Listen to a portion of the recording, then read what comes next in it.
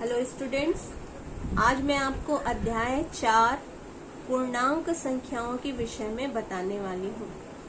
पूर्णांक संख्या जिसे अंग्रेजी में हम कहते हैं इंटीजर, और इसीलिए हम इसको आई से प्रदर्शित करते हैं। तो सबसे पहले ये जान लेते हैं कि आखिर पूर्णांक संख्याएं क्या होती हैं। तो प्राकृत संख्याओं से हम पहले से ही परिचित हैं। 1, 2, 3, 4, 5 से लेकर अनंत तक की सारी संख्याएं प्राकृत संख्याएं हैं।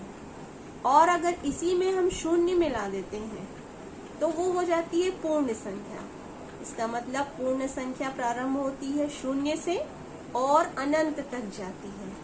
लेकिन अगर इन्हीं प्राकृत संख्या और पूर्ण संख्या में हम ऋणात्मक संख्याएं भी जोड़ दें तो वो मिलकर सारी संख्याएं कहलाती हैं पूर्णांक। ये आप देख रहे हैं, शून्य, धन 1, धन 2 से लेकर अनंत तक की संख्या, ऋण 1, ऋण 2, ऋण 3 से लेकर अनंत तक की संख्या, ये सारी संख्याएं मिलकर पूर्णांक संख्या बनाती हैं।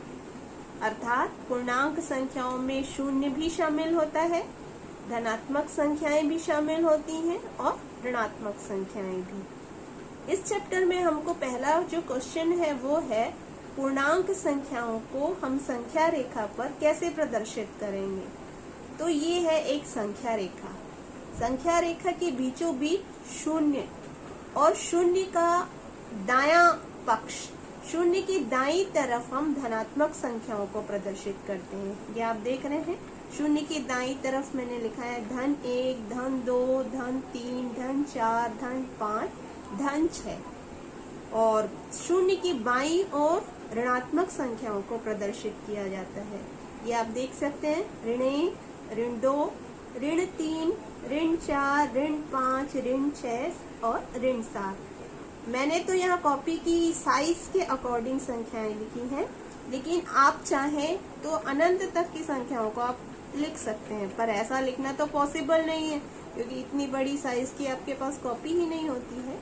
दैट मीन्स आप संख्या रेखा पे अनंत तक की संख्याओं को प्रदर्शित कर सकते हैं।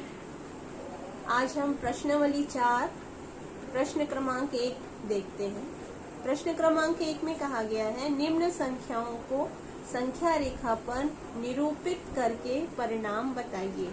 हमें संख्या दी गई है धन 2 और ऋण 4, इन दोनों को हमें प्लस करना है। बीच में धन का चिन्ह है, इसका मतलब इन दोनों को जोड़ना है। पहले संख्या रेखा पे हम इसको प्रदर्शित करेंगे और जो उत्तर हमें मिलेगा हम संख्या रेखा पे प्रदर्शन के बाद लास्ट में जिस नंबर पे पहुंचेंगे वही इस प्रश्न का हल होगा। तो सबसे पहले देखते हैं शुरुआत में हमें कौन सा नंबर मिला है। शुरुआत में हमें मिला है 2। इसके सामने कोई सा साइन नहीं है तो इसको हम कह सकते हैं कि ये धनात्मक संख्या है। धन 2 है तो हम शून्य के पास चलते हैं। एक संख्या रेखा हमने बना ली है, संख्या रेखा के बीचों बीच शून्य और शून्य की दाईं तरफ धनात्मक संख्याओं को प्रदर्शित किया है और शून्य की बाईं तरफ ऋणात्मक संख्याओं को। इन संख्याओं के बीच की दूरी लगभग बराबर रहे ऐसा आप प्रयास करेंगे, स्केल का यूज करेंगे। अब हमें धन 2 को प्रदर्शित करना है तो शून्य से सबसे पहले हम 2 स्थान आगे बढ़ेंगे धनात्मक दिशा में। धनात्मक दिशा में इसलिए बढ़ रहे हैं क्योंकि ये धनात्मक संख्या है। ये शून्य से मैं 1 और ये 2, ये शून्य से मैं पहुंच गई 2 पर, ये धनात्मक दिशा है। और चूंकि ये संख्या धन 2 है इसलिए मैं यहाँ धन 2 पर पहुंच गई। अब मुझे वापस पहुंचना पड़ेगा ऋण 4। ऋण 4 अगली संख्या है ऋण 4। चूंकि ये ऋणात्मक है इसलिए मुझे बैक होना पड़ेगा। तो शून्य से 2 तो हम पहले ही पहुंच गए हैं, अब 2 से 4 स्थान पीछे जाएंगे। पीछे इसलिए क्योंकि ये ऋण वाली संख्या है। 4 स्थान पीछे जाना, ये देखिए पहला स्थान, दूसरा स्थान, तीसरा स्थान और ये चौथा स्थान। इसको आप यूं बना सकते हैं। ये आप बैक साइड में जा रहे हैं इसलिए एरो का निशान इस तरह। अब आप कहाँ पहुंच के देख रहे हैं, ऋण 2 पर। ऋण 2 पे पहुंचे हैं, तो इस प्रश्न का हल हुआ ऋण 2। इसका अर्थ है 2 में यदि आप ऋण 4 को जोड़ते हैं तो आपको उत्तर प्राप्त होता है ऋण 2। एक बार फिर से बता दूं, पहली संख्या धनात्मक थी, इसलिए आपने 0 से 2 स्थान धनात्मक की ओर गए, और दूसरी संख्या ऋणात्मक है, इसलिए जहां हम पहुंचे थे जस्ट वहीं से हम 4 स्थान पीछे गए, 1, 2, 3 और ये 4। चौथे स्थान पे हम पहुंच गए, और जहां हम पहुंचे हैं वही हमारा हल, वही हमारा उत्तर है ऋण 2। ऐसे ही अगला प्रश्न है, ऋण 6 और ऋण 3 को जोड़िए और इसे संख्या रेखा पे निरूपित करके भी बताइए।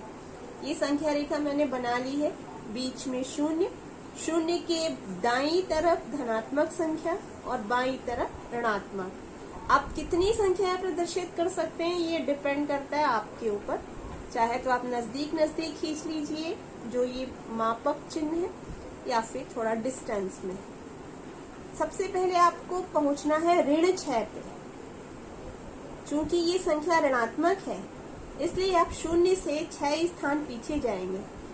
ये आप पहुंच रहे 1, 2, 3, 4, 5 और ये 6।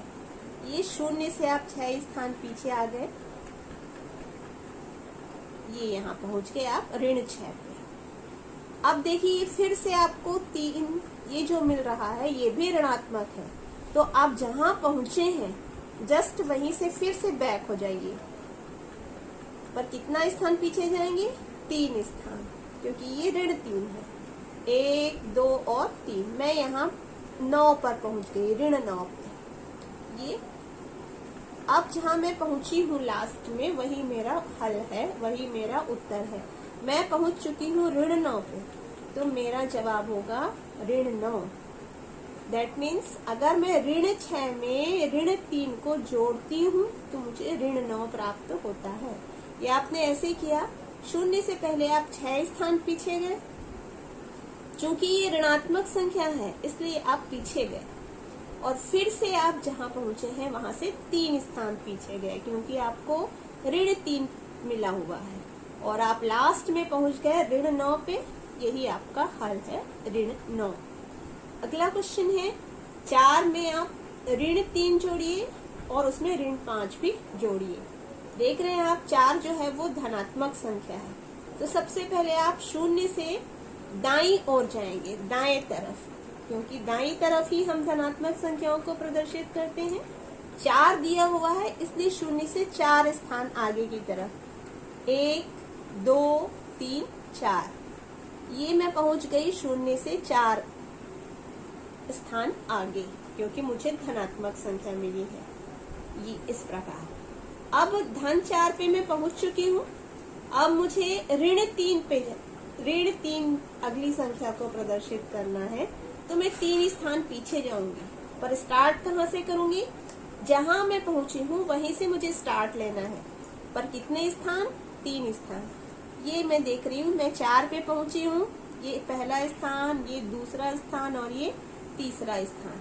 अब मैं पहुंच गई 3 स्थान पीछे, मैं पहुंच गई हूँ 1 पे, धन 1 पे। लेकिन यहीं पे एंड नहीं होगा, और अब मुझे फिर से पीछे जाना है। अब मुझे पीछे जाना है 5 स्थान, क्योंकि मेरी अगली संख्या है ऋण 5। तो जहां मैं पहुंची हूँ उससे 5 स्थान पीछे लूंगी मैं देखिए आप 1 पे पहुंची थी, अब 1 से 5 स्थान पीछे, धन 1 से 5 स्थान पीछे, 1, 2, 3, 4 और ये 5। ये मैं पहुंच गई ऋण 4 पे।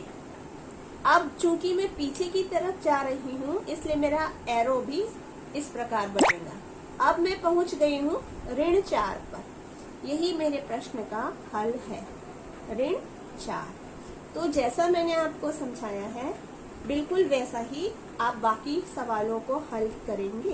Thank you.